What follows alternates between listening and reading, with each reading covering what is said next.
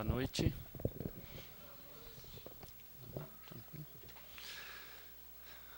Eu não canso de falar e isso meio que vive dentro. Eu me reporto à dificuldade que nós tínhamos na época de Roma, na época posterior à morte de Jesus, para chegar num local e poder ouvir alguma coisa sobre esse mestre maravilhoso que nos acompanha a todo instante. Eles andavam, nós andávamos quilômetros e quilômetros para chegar até as catacumbas, escondidos, com medo, encapuzados que nós íamos, porque naquela época o cristianismo já começava a ser perseguido. E nós temos assim, às vezes um pneuzinho de carro que fura, às vezes um filhinho que atrasa, ou uma preguicinha que bate na última hora, mas graças a esses tempos que a gente pensa que estão muito ruins ou muito complicados, mas já estão bem melhores do que naquela época. Hoje nós podemos ouvir a palavra desse nosso mestre através da música, aqui no centro, através de livros, com liberdade. É claro que em alguns lugares ainda não, mas vamos chegar a um tempo em que todo lugar essa palavra da Boa Nova vai atingir nossos corações. Jesus, ele está o tempo todo com a gente, ele criou essa terra, é o governador do mundo, ele não sai um minuto do nosso lado. E aqui eu acho que ele gostou muito de estar, porque essa família maravilhosa do Quinca, da Amabile, essas crianças que tocam essa música boa, ele deve estar gostando muito de estar aqui com a gente. E a todo momento ele busca um encontro com a gente, ele persegue esse encontro, e nós algumas vezes estamos dispostos a esse encontro, e outras a gente se distrai, né, nas luzes do caminho, igual uma bruxinha, a gente voa para a luzinha e esquece o traçado, que é o principal, que é a busca do Evangelho, né? Gandhi deixou uma frase para a gente, fora a ação dele, né, a vida desse homem que foi um exemplo, mas ele disse que se um homem atingisse a iluminação total e perfeita e pura, ele conseguiria clarear milhões e milhões de mentes. Um único homem, ele iluminaria uma parte muito grande da humanidade. E Gandhi deixou esse exemplo vivo, né, na ação dele do amor, lá na Índia, libertando do jugo inglês milhões de hindus. E nós vamos nos reportar um pouquinho agora ao tempo de Jesus. Nós vamos chegar numa sala de Israel, que ficava ao lado do Sinédrio, e vamos encontrar um doutor da lei, envolvido nos seus pergaminhos, um pouco ansioso, um sujeito forte, corpo atlético, corado de sol, e aguardando um pouco nessa sala, quando entram dois fortes soldados, dois homens rígidos, trazendo uma figura mirrada, assustada, entre eles, um segurando em cada braço. Esse doutor levanta a cabeça, com um sinal, pede para que se dirijam para a sala dos martírios. Os guardas, sem titubear, entram na sala do martírio. O doutor entra logo atrás, senta-se, abre novamente aqueles papéis que ele estava assinando, mexendo, muito ocupado, sem olhar muito para aquela pessoa que estava entre os soldados fortíssimos e assustada, aquela pessoinha. Ele pergunta: e aí, você sabe o paradeiro de Ananias? Esse jovem levanta e fala: Ananias esteve conosco, passou por aqui, ficou um tempo na nossa presença, mas não se encontra mais entre nós. E o doutor inquire: e onde ele está? E o jovem diz: eu não sei. Sem muita cerimônia, o doutor diz aos guardas: apliquem-lhe o martírio das unhas. E um dos guardas levanta, vai num armário que tem na salinha, pegam umas farpas de ferro bem afiadas, fininhas, prendem os braços desse jovem e inicia o martírio das unhas, que é simplesmente atravessar uma unha debaixo, uma farpa debaixo das nossas unhas e levantar, tirando as unhas.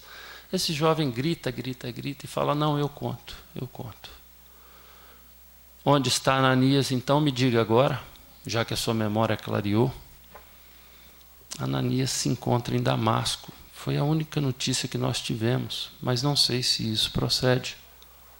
O doutor dá-se por satisfeito. E a gente vai encontrar esse doutor num meio-dia, um calor abrasante, acompanhado de 2 cavaleiros, ele montado também em uma cavalgadura, chegando às portas da tal cidade de Damasco. Traz ele cartas do Sinédrio, autorizando que ele procure, que ele prenda, que ele questione, inquira e que, se for preciso, mate os cristãos, esses seguidores do Nazareno. E nessa chegada às portas de Damasco, esse doutor da lei vê uma luz fortíssima que assusta a sua cavalgadura. Ele cai por terra, se levanta rápido. Estava esgotado do sol da viagem de 3 dias, mas se levantou, ofuscado, e vê no meio daquela luz uma figura de um homem, estilo nazareno, cabelos compridos, se aproximando. Ele cai sem perceber sobre os joelhos e pergunta: quem és? E esse homem diz: Saulo, Saulo, por que me persegues? Eu sou Jesus. E nesse momento, Saulo de Tarso, doutor da lei do Sinédrio, um homem que era expoente da época, da sua raça, a esperança da raça, se converte. E nós vamos poder saber dessa história detalhadamente através do Emmanuel, numa psicografia do Chico Xavier, no livro Paulo e Estevão. Conta essa história inteirinha com uma maestria, é um tratado que todos nós temos a obrigação de ler. E a gente parte agora lá para o norte da África, para uma cidade chamada Tagaste. Nessa cidade existia uma moça chamada Mônica.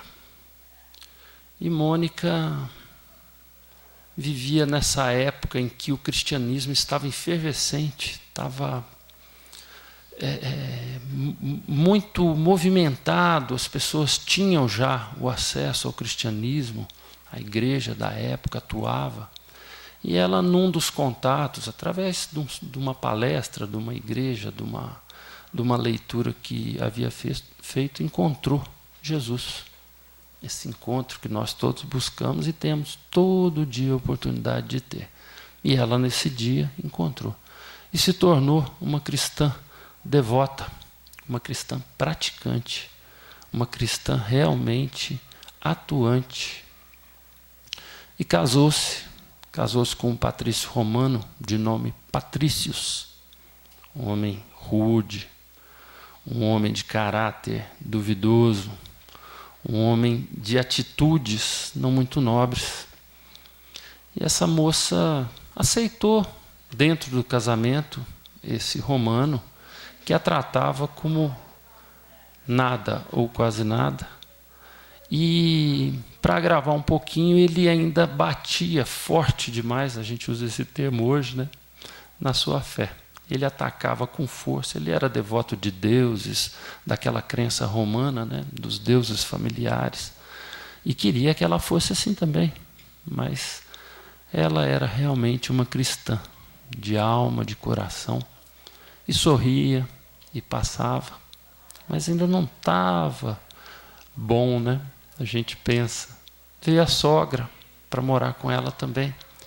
E a sogra, ela não era como o filho, ela era pior um pouquinho. E juntou a sogra, mãe de Patrícios e Patrícios, para espizinhar essa Mônica, maltratar e fazer de escrava dentro do próprio lar. Mas, como a vida é uma prova, é uma lição, e para os cristãos essas provas e lições são bem-vindas porque estão trabalhando o nosso cerne, o nosso desenvolvimento, ela, como uma cristã, aceitava sorrindo essa situação. Mas vieram para o lar 3 filhos para alegrar e trazer ventura para essa mulher. Lê do engano. Veio entre os filhos, desses 3 filhos, um que era muito parecido com o pai, com a avó, um que começou os seus primeiros passinhos mordendo Mônica, atacando-a com as mãozinhas, e depois jovem, adolescente, agredindo, espezinhando. Uniram-se os 3 contra a Mônica dentro do próprio lar. Mas ela amou demais esse filho em especial. Mães adoram e amam seus filhos todos, mas esse ela tinha uma coisa em especial com ele, pela preocupação de cristã, de ver que esse serzinho que tinha vindo era tão rebelde, tão avesso ao amor, à fraternidade. E Mônica começou a orar fervorosamente por esse filho que cresceu, se desenvolveu, se iletrou, tornou-se filósofo, tornou-se um mestre da retórica. E esse filho, numa certa altura, já o pai falecido, mudou-se para Milão, na Itália, e levou a família toda, Mônica, a avó ainda era viva. E Mônica cuidou dessa sogra até o final, com muita dedicação, sobrepujando todo o problema que essa sogra havia causado para ela e perdoando realmente, como mandava o Evangelho, não com facilidade, mas com consciência, com razão, que é o que o Evangelho e agora, mais recente, a doutrina espírita traz para a gente, né? Não é simplesmente, eu perdoo. Não, eu perdoo mesmo, eu tenho que te amar. Esse é o sentido. E morreu a sogra e continuou o filho e Mônica, os outros crescendo, mas o foco e o problema maior de Mônica era esse filho que ela queria resgatar. E um dia, na Catedral de Milão, um bispo de nome Ambrósio, fazendo uma palestra, esse filho de nome Agostinho resolveu participar porque ouviu aquele burburinho em Milão de que haveria um bispo que fala muito bem, que fala coisas de Jesus, e mais por competição, porque ele era um rei da retórica, um bom falador e combatedor nos diálogos, ele foi para assistir essa palestra do tal bispo de Ambrósio. Enfim, depois da segunda palestra, porque ele se interessou pelo que dizia realmente o bispo, numa das passagens, porque naquela época era muito comum o expositor abrir o Evangelho, ler uma passagem e comentar aquela passagem sobre a inspiração do alto. E numa dessas passagens, Agostinho foi muito tocado. E começou a pensar e raciocinar e achar que esse Jesus era realmente petulante, mas raciocinando, foi se modificando, entendendo, e abriu-se outra passagem, e sequência da primeira, e abriu-se outra passagem, sequência da segunda, e Agostinho levanta no final dessa palestra, sai da catedral e sai convertido ao cristianismo. Vai para casa, abraça Santa Mônica, né, que orou 27 anos para que Agostinho se recuperasse, se resgatasse da vida mundana que tinha, da boemia, que ele era boêmio ao extremo, e abraça a Santa Mônica e fala: Dona Mônica, a senhora venceu. Ela diz: meu filho, foi Jesus que venceu. Minhas orações durante 27 anos que resgataram. E tornou-se o que tornou o nosso Santo Agostinho, que é, entre tantas coisas que tem de escritos, é um dos espíritos que acompanhou de perto a codificação e que deixou para nós também uma mensagem muito bacana do dia a dia, para que quando nós deitássemos a cabeça no travesseiro à noite, nós começássemos a lembrar do momento em que pusemos a cabeça no travesseiro, do momento que escovamos o dente, do momento em que jantamos, do momento e fôssemos fazendo uma retrospectiva do nosso dia, para ver onde nós poderíamos ter deixado de cumprir ou praticar o Evangelho, ou ter ofendido alguém, ou ter feito algo que não fosse digno de um irmão de Jesus, filho de Deus. E isso é um exercício que vai nos tornando mais conscientes da nossa situação enquanto espíritos em desenvolvimento, e que também faz com que no dia seguinte nós trabalhemos a nossa humildade, nosso orgulho, a nossa arrogância, né? Pedindo perdão se nós detectamos algum erro no dia anterior e assim por diante. Mas enfim, esse foi um convertido a Jesus. E nós vamos dar uma viajada agora também lá para Cafarnaum, para o lago de Genezaré, na Galileia, no tempo de Jesus, onde nós tínhamos, se chama Lago de Tiberíades ou Mar da Galileia, que é formado pelas águas do Rio Jordão. E nas margens desse lago tem várias cidades, porque o clima é ameno, é uma zona turística, uma região que na época os romanos gostavam muito de fazer seus casarios e passear, eram visitadas essas cidades. Nós temos uma cidade à margem desse lago, oposta a Cafarnaum, que é mais conhecido pelos escritos do Evangelho. Nós temos a cidade de Migdol, onde numa noite de lua cheia nós vamos encontrar uma jovem mulher com cabelos longos, vista apenas entre as fumaças dos incensos, parada num ambiente cheio de cortinas, de breu, de escuro. E o luar entra por umas frestas e a gente divisa essa mulher parada, como uma estátua. Na sua mansão, as atividades paradas, encerradas, portas fechadas, janelas trancadas. Mas o portão começa a espancar, batidas, batidas, batidas, sem parar, sem parar. E todos da cidade de Migdol já sabiam que naquelas noites enluaradas a louca se transformava e não gostava de ser incomodada. Era uma prostituta famosa, que recebia senadores, recebia os patrícios e era muito requisitada. Mas nessas noites ela não atendia e não gostava de ser incomodada. E diziam que ela se transformava na lua cheia em uma louca desvairada. Enfim, alguém desavisado desse sistema da tal prostituta quer arrombar o portão de qualquer maneira batendo. Um dos mordomos vai até o portão, abre aquelas portinholinhas que a gente vê em filme de castelo, né? Aquela portona de madeira, abre a portinholinha e um visitante lá de fora: eu preciso ver a senhora, ela me aguarda, eu trago notícias que ela me pediu.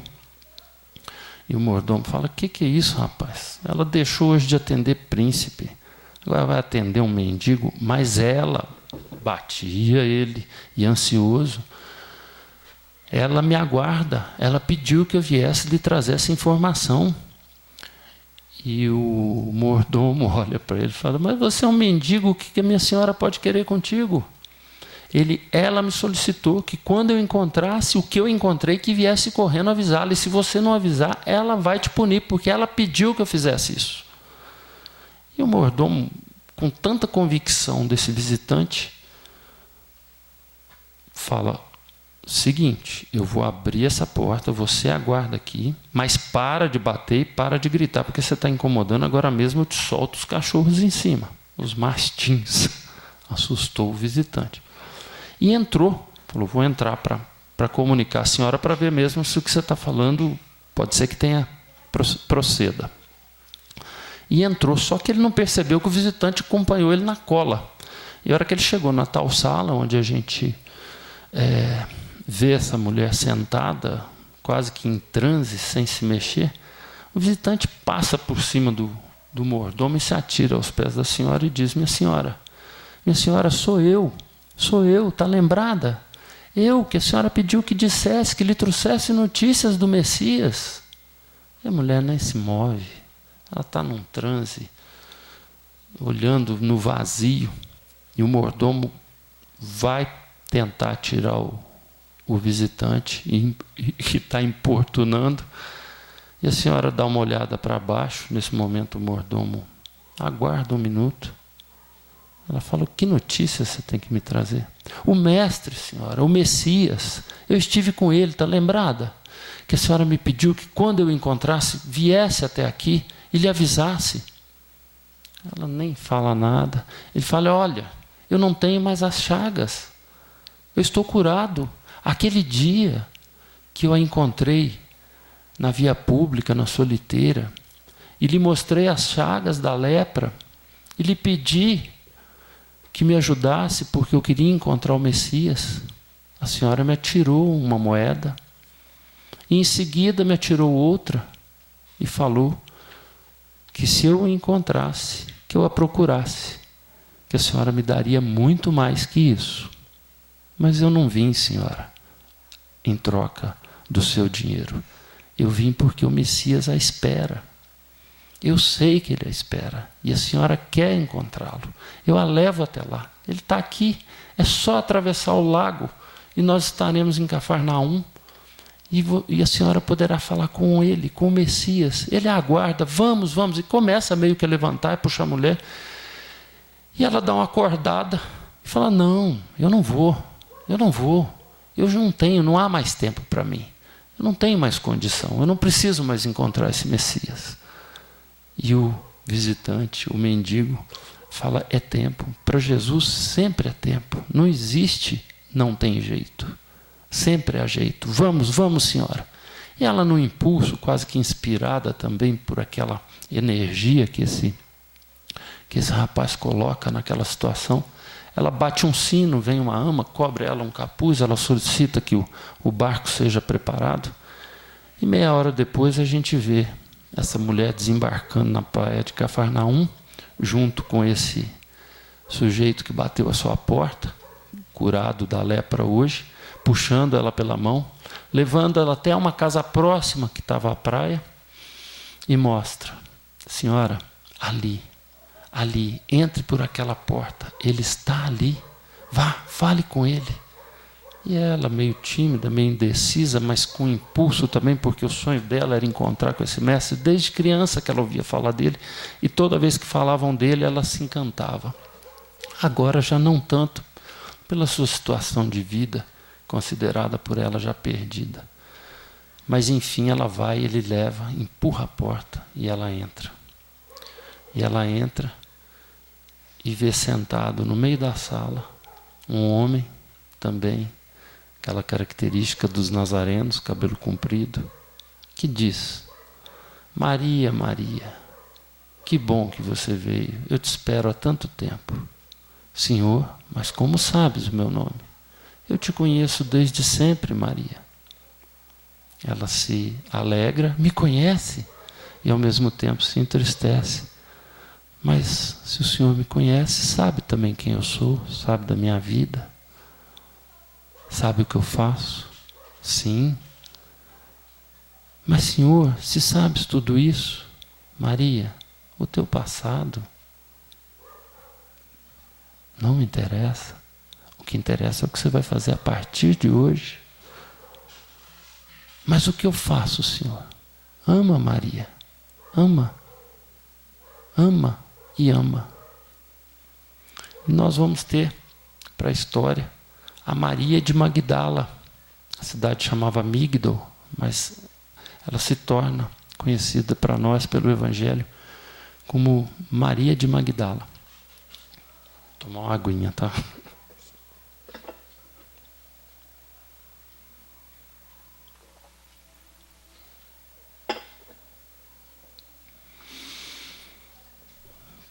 Então a gente ouviu resumidamente, muito rápido, 3 historinhas, que são histórias lindas, histórias que nós podemos buscar, como eu disse aí, no Paulo Estevão, de Emmanuel, nas palestras do Haroldo Dutra, do Divaldo, sobre a Maria de Magdala, Agostinho, bispo de Hipona, Santo Agostinho. São pessoas que se converteram, que dedicaram suas vidas, na verdade, renasceram na própria vida. E nós, muitas vezes, quando pensamos em Jesus, no Evangelho e nas notícias que recebemos dos evangelistas, né, temos um pouco de receio, temos um pouco de vergonha até e falamos: mas quem sou eu? Encontrar com Jesus, como? E a gente vê que não é bem assim, né? A gente vê um torturador, pessoa que matou o primeiro cristão. A gente vê um jovem dissoluto, boêmio, malvado com a própria mãe. A gente vê uma prostituta. E aí a gente raciocina um pouco, pensa e fala: mas é possível. É possível. Mas por que é possível? É possível porque Jesus, esse mestre amoroso e maravilhoso que nós temos, que desceu à terra, nos deixou esse evangelho, ele vê em cada um de nós esse Paulo, esse Saulo equivocado de Tarso. Ele olha para a gente e se aproxima, ele quer encontrar a gente, que somos esse Agostinho orgulhoso lá de Tagaste.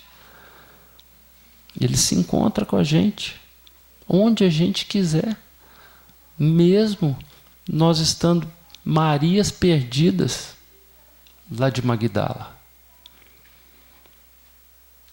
E o encontro dele, como ele próprio disse, é suave, não tem peso. E ele deixou para a gente esse evangelho, que é o manual.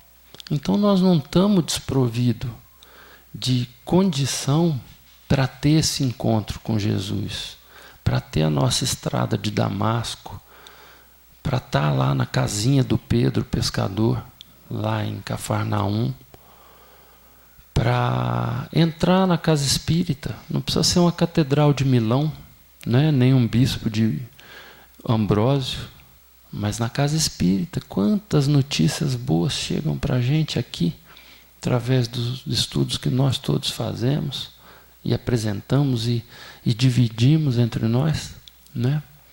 E esse evangelho é um manual que nós devíamos, toda máquina, todo carro, toda coisa nova que a gente compra, a gente adora ver o manual para saber como é que eu vou usar, para não estragar, né? Agora, o manual da vida, isso que nos dá o resto das nossas vidas espirituais com perfeição, enquanto terrenos, porque nós não conseguimos alcançar ainda o que temos em outras esferas. A gente tem algumas notícias de outros planetas, de outras vidas, mas enquanto terrenos alcançar a perfeição. E o Kardec, naquela pergunta 625, né, ele pergunta para os espíritos: qual o maior modelo de perfeição que já teve na Terra? E a resposta foi única, simples: Jesus. Os espíritos responderam: Jesus. Então nós tivemos esse ser perfeito aqui na Terra e nos deixou esse manual maravilhoso.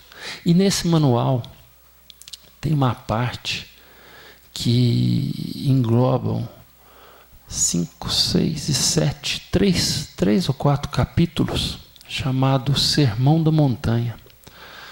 O Sermão da Montanha, a gente citou o Gandhi lá no começo, e esse Mohandas Karamchand Gandhi, esse Mahatma, essa grande alma, disse também uma coisa que ficou para nós podermos ter confiança e ter norte e ter luz. Ele disse que se toda a religiosidade, todas as escrituras, toda a espiritualidade do mundo se perdesse nos ensinamentos, nos livros, nas ações, mas se nós não perdêssemos o Sermão da Montanha, a humanidade não teria perdido nada em termos de evolução. O Sermão da Montanha contém um guia de vida prático que nós podemos usar a todo instante. A todo instante. A gente pode encontrar Jesus na nossa estrada de Damasco, nas ruas aqui de Varginha, enquanto a gente olha o argueiro, o cisco lá no olho do outro, a gente não está vendo a trave no nosso olho. Quantas vezes nós estamos no trânsito, bravo com aquele que está na frente, xingando, irritados, mas como pode? Por que para? Por que pega o celular? Por que não olha? Por que não vê que eu estou aqui atrás? E a gente não lembra que Jesus pede para que a gente não julgue, para não ser julgado, que a gente tenha paciência, né?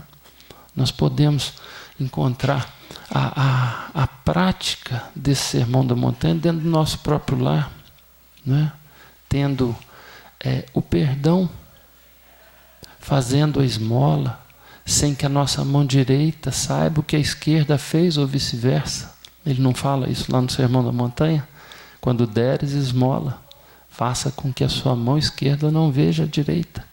Quantas vezes nós podemos estar dentro de casa e dar a nossa esmola, né? Um filho que está doido para sentar e brincar um pouquinho com o joguinho dele, a gente não tem essa paciência. A gente prefere ligar uma televisão ou ligar um computador, mas não para ir lá com o filhinho um pouco. O que nossos filhos lembram da gente? Quando a gente já perdeu o pai, né? Que eu lembro do meu pai. Eu lembro do meu pai quando ele me punha dentro do fusquinha e ia para Araxá pescar no Hotel Barreiro. Eu não lembro dele presentes que ele me dava, eu não lembro de dinheiro que ele me deu. Eu lembro dos momentos que ele estava comigo. Então essa é uma esmola que nós podemos dar. Ah, mas eu não dou esmola porque na rua... Não precisa dar na rua esmola, não. Pega o Sermão da Montanha, esse guiazinho prático de vida que nós temos, e ali você vai ver como você pode dar a sua esmola, né? Quem sabe a companheira está doida para conversar um pouquinho. Mulher não gosta muito de conversar, mas a gente chega, e nós que gostamos de falar a beça, a gente vai lá e dedica um pouquinho para a companheira, né? Conversa um pouquinho com ela.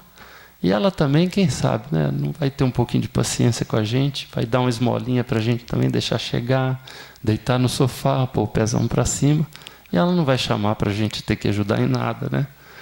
Mas é isso, é o Evangelho de Jesus na ação. O que essas pessoas, o que o Paulo de Tarso fez? O que o Agostinho fez? O que a Maria de Magdala fez? A Maria de Magdala passou a cuidar de leprosos no Vale dos Leprosos durante 30 anos. Ela ela ganhou a vida dela, mas a juventude se esvaiu e contraiu no finalzinho lepra e se desfigurou. E quando ela teve o encontro com Jesus, já na espiritualidade, ela ficou acanhada, preocupada, porque ela não tinha mais aquela beleza. E ela, naquele encontro na casa de Pedro, ela tinha falado que queria dar a vida para Jesus e falou: não, eu não quero agora a sua vida, mas vai chegar um dia que eu vou querer a sua vida. E o dia que ela morreu, ela encontrou com ele e ficou acanhada porque ela não estava mais tão bela como ela era, né? E ele falou: hoje eu quero a sua vida. Pegou ela no colo e levou para cima. Então, o que nós apreendemos disso é que não é tão difícil. Nós somos as pessoas certas. Nós podemos sim fazer em pequenas coisas através de manuais, porque nós não temos a condição ainda, todos nós, de fazer pela própria bondade, pelo próprio sentimento de amor, mas nós temos que praticar, nós temos que treinar, temos que agir no sentido de conseguir perdoar dentro da nossa casa primeiro, dentro da nossa casa emocional primeiro, se perdoar perdoar aqueles que estão mais próximos, né? Amar o próximo como a ti mesmo. E Jesus fala, você está indo para o centro, você está indo para o culto, está indo para a sua igreja, chega lá, põe tua oferta diante do altar e vai, reconcilia-te com teu adversário. Ou se você tem alguém que tem algo contra você, vai lá antes, reconcilia-te com ele. Por que que Jesus fala isso? Porque ele sabe a magia do perdão. Ele sabe o valor da reconciliação para os nossos corações. E que ele possa estar conosco agora, sempre, trabalhando a partir desse momento. Nós vamos sair da casa espírita. Que ele possa ir para os nossos lares e que a gente possa estar sempre aberto para as coisas de Jesus, porque ele só trouxe coisa boa para nós. Boa noite, obrigado a todos.